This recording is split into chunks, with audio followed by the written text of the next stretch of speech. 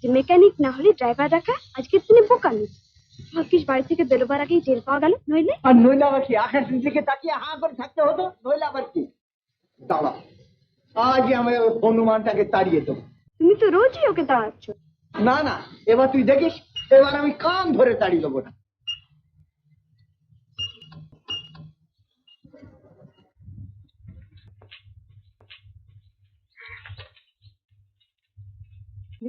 এই যে হনুমান বাঁদর, বলি কত দূর কি করলে?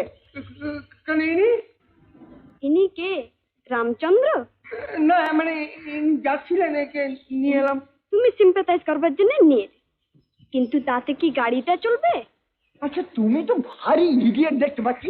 আমি তোমাকে বললাম একটা মেকানিক ধরে নিয়ে এসো, তুমি কাকে নিয়ে এলে?